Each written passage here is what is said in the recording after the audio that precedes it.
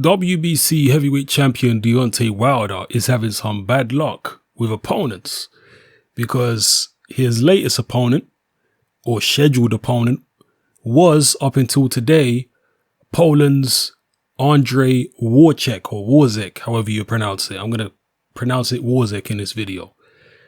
Well, Wawrzyk has tested positive for a PED, just like Alexander Povetkin did.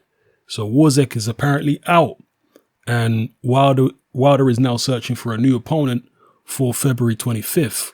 So this is short notice. It's not the first time that Wilder's needed an opponent at short notice, and he's normally been able to secure one. It's exactly a month away from the fight. It's the 25th of January today. His show in Alabama is on February 25th. Now, as you can see on screen, this is the WBC top 15 as it stands at the moment. This is the pool of fighters which Deontay Wilder has to choose from in terms of a replacement opponent. Now, he obviously has to choose somebody that's going to be available, because some of those fighters won't be available for various reasons. Some of them may have other fights scheduled that they don't want to pull out of. Other fighters maybe won't take the fight because they don't have enough time to prepare, so on and so forth. So before I go through the list, bear that in mind. Now, you start off at number 1. Povetkin's obviously got issues. He's tested positive for a second time for a PED, so he's out. Berman Stavern, would he take it on a month's notice? Maybe. It's possible that they could offer it to him. Number 3, Luis Ortiz. I'm sure he'd take it on a month's notice. I believe he would. Will they offer it to him? We'll see what Wilder's really all about if he's going to offer it to Ortiz. 4, Kubrat Pulev. Again, that's a legitimate person to offer it to. But if Pulev's behavior around the Anthony Joshua fight, the potential Anthony Joshua fight, is anything to go by, I doubt he'll take on Wilder on such short notice. I'd like him to prove me wrong, but he seems to be somebody that doesn't like short notice situations. He wants to get a proper camp in. Then you've got Johan Duopa. Well, he just got knocked out, so he's out, and he's already been beaten by Wilder fairly recently anyway. Number 6, Andy Ruiz. Potentially, he did fight fairly recently against Joseph Parker, but potentially they might get him in.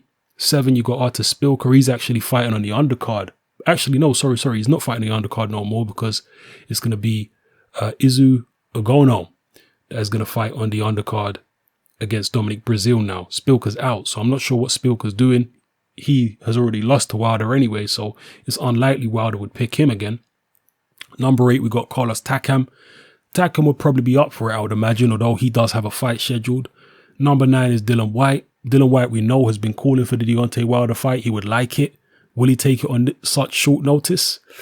I have my doubts, because Dylan wants to do things correctly this time. He went into the Anthony Joshua fight not 100%, and he feels like he did himself a disservice.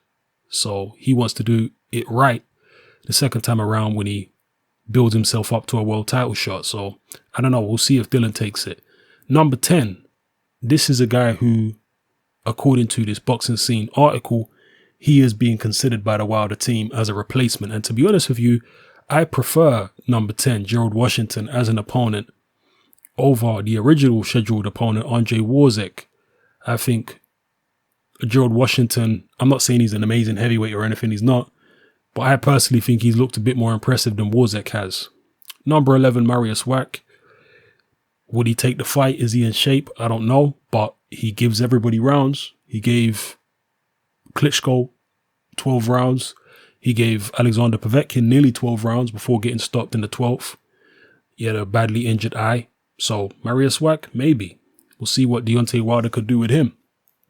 13, you got Jarrell Miller. Would he take it?